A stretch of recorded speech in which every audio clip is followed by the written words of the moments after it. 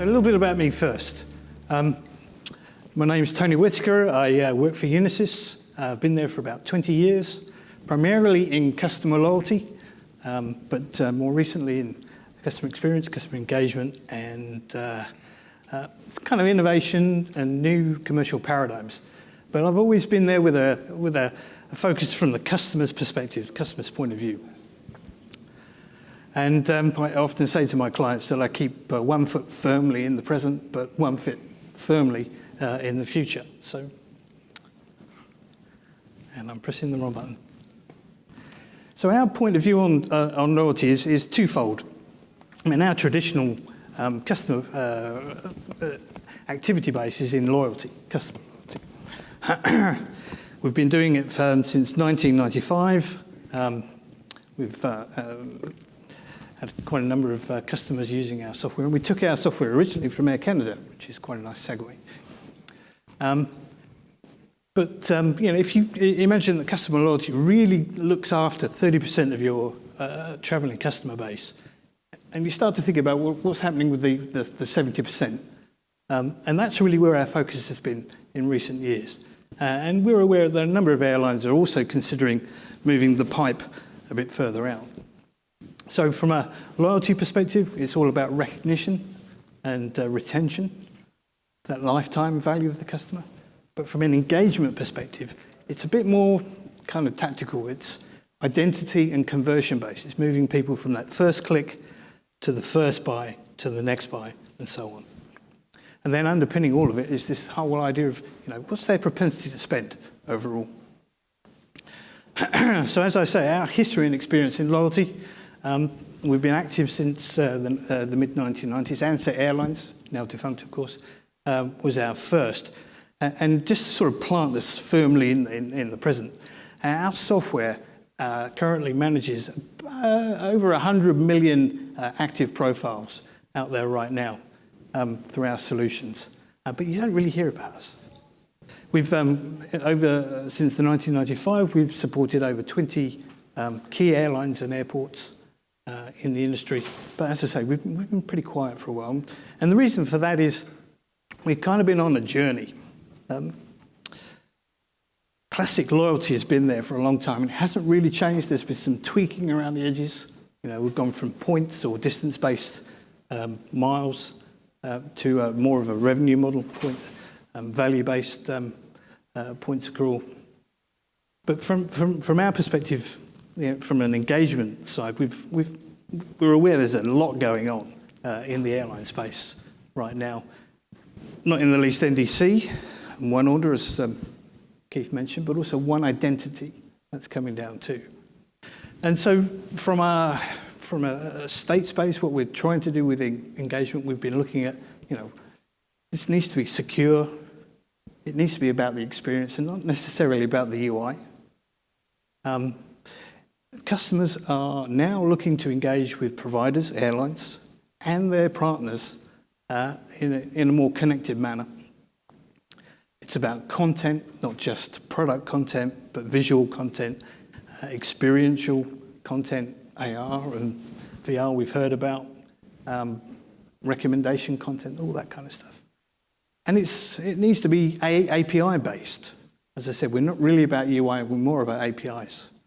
And of course, it must enable that overall idea of collaboration, because from an end-to-end travel experience, one provider can't do it all. It needs to have partners all the way through the value chain. And then, as I say, we're on a journey, and our journey is ultimately to this idea of total engagement that goes right across the travel experience.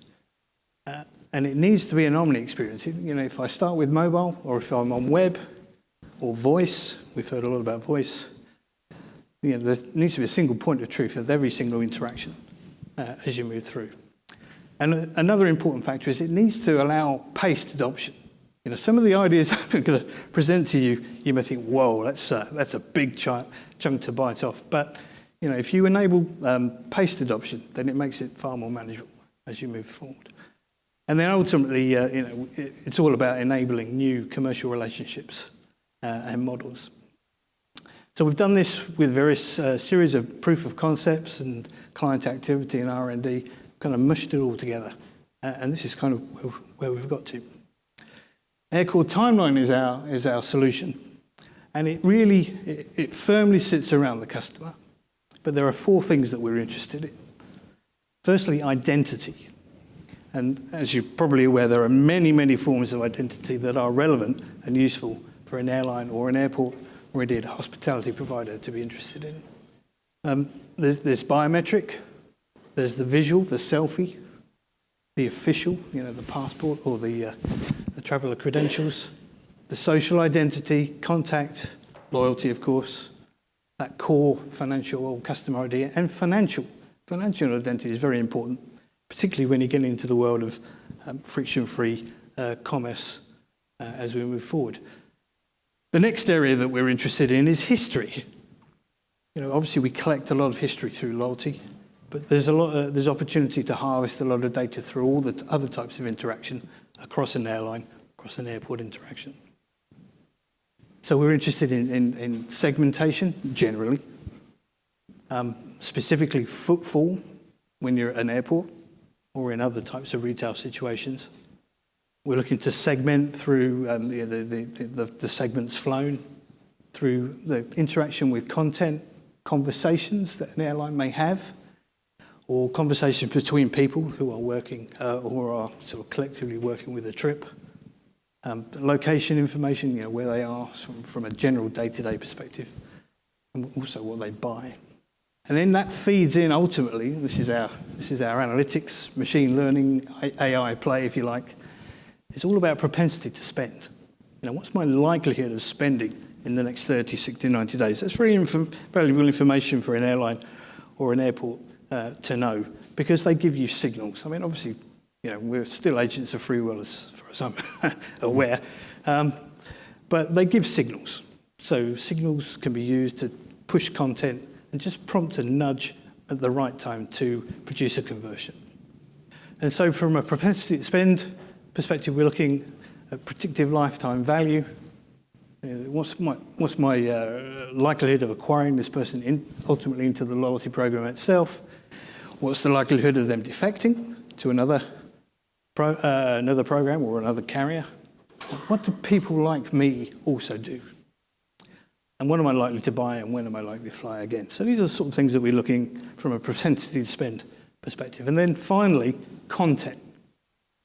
As we said before, it's content which is media related, it's product, everything that I might consume.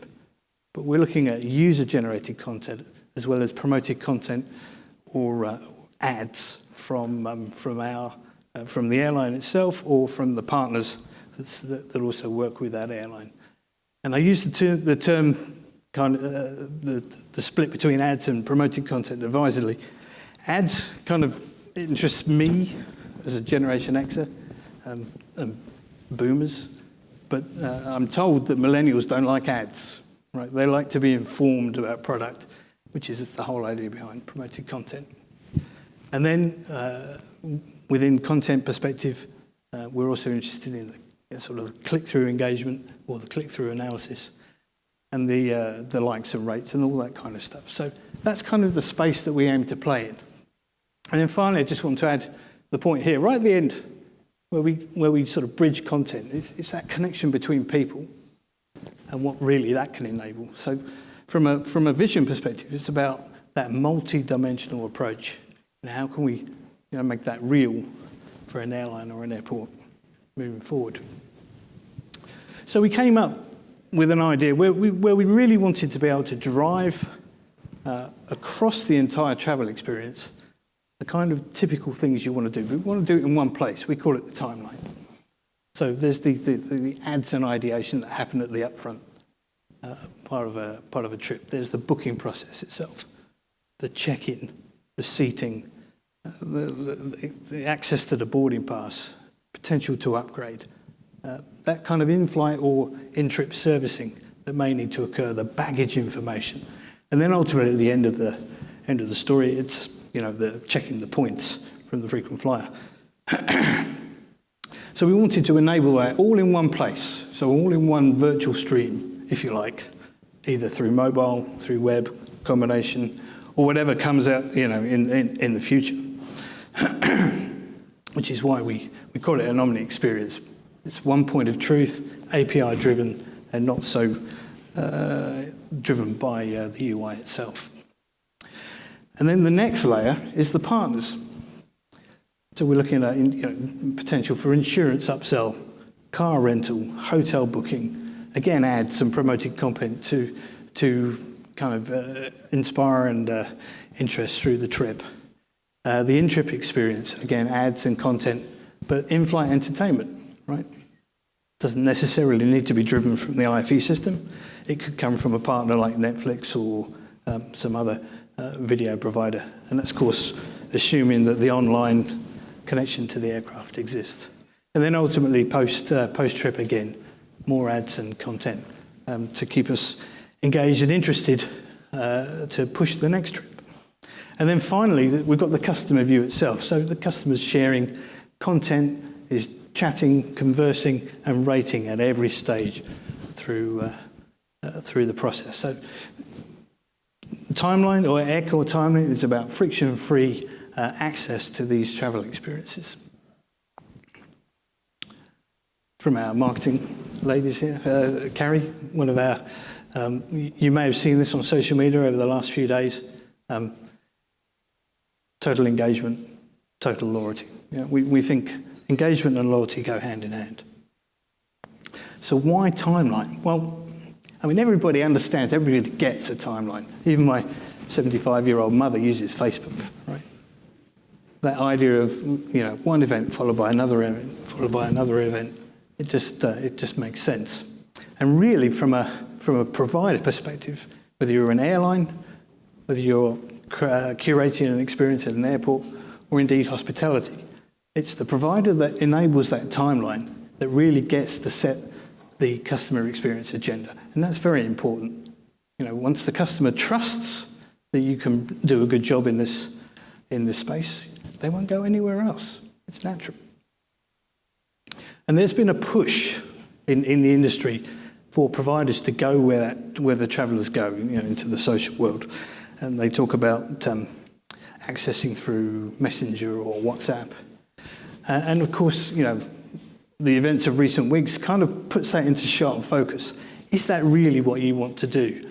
And are you really degrading your overall customer experience to that of these third-party providers? But there are others in the industry who say that you should pull the customer back to your core experience. And really, that's our sweet spot.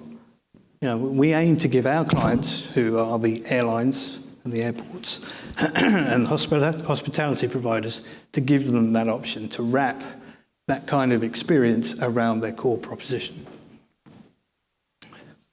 So what is Aircore Timeline? Well, Aircore Timeline is a cloud-based solution. It can be licensed, cloud-based. It's about content creation, management, and distribution. Personalization, of course, that context-aware capability that understands where you are on your trip and what you're most likely to need next. And, of course, relevant servicing.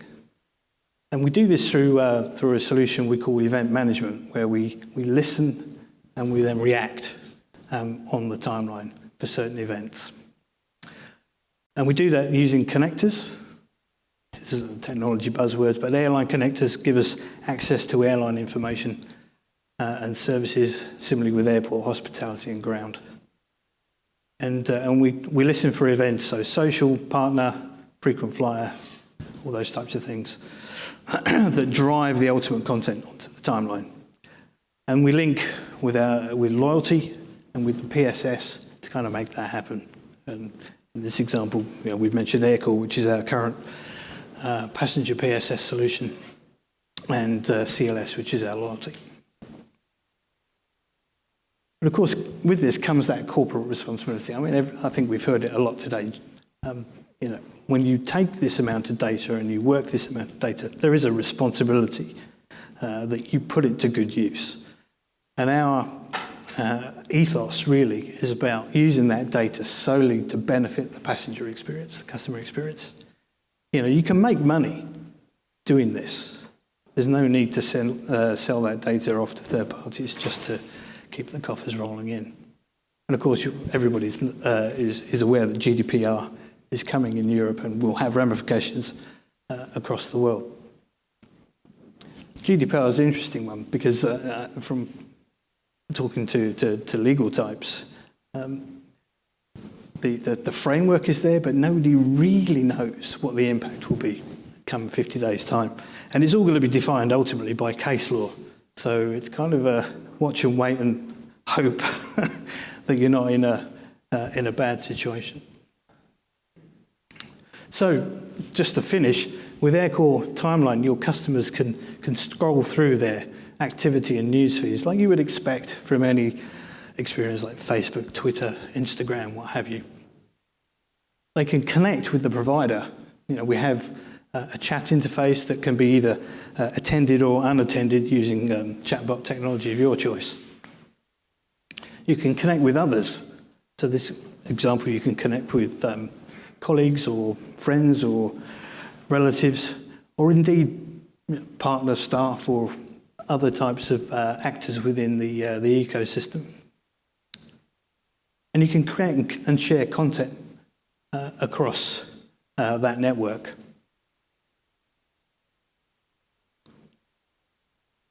And you can collaborate and converse around it. So we can start to chat around that content. And we can create trips with that content. I'm reminded that I like to ski. Well, my family likes to ski. I like the après ski, the after ski. But when we book these trips, we actually book them in conjunction with 6 other families. Right? And this is really, really quite interesting. So that's potentially, say, 36, 40 people who are going to fly on or around a particular date. And where we're going with this is that we can enable kind of groups. It's not groups in the strict travel sense, but a group. So we can set out a date out there and say, okay, we want to go here. And you may have friends who are all over the world who will get there in their own way. But it's in the provider's interest to try and enable that he captures all of that business and not just leave it to chance. So we can create trips with the group, and then we service it through, this is using NDC, through offer management. And then ultimately we store it in our order management system. And then we can interact with project content and partner content provided, and book and do all sorts of other things as well. Just shown here that the UI I showed was the web UI, which our engineers put together based on our APIs. It's kind of a Facebook experience. And they've created a mobile equivalent, but it's all driven around that core data. So just sort of stepping back a little bit, Unisys these days, we've been in travel and transportation for 55 years, but we're really about touching the lives of real people. From a cargo perspective, the industry is trending towards instant delivery, and we're actively working in that domain to make that happen. In the passenger world, it's about instant personalization. I want to add a bag, or I want to do something right now in the instant. And at the airport, okay, it's a facilitation business, but really it's about entertaining. I've got an hour, I've got 2 hours, and I need to burn before I board my flight. How am I going to be entertained? And I think that's going to define their approach as we move forward in the next 5 to 10 years. So just to finish, Unisys, 21 of the world's top 25 airlines depend on our solutions. We support over 100 airports worldwide using our software and solutions. And as I said, 55 years in the business, and long may it continue. Thank you very much.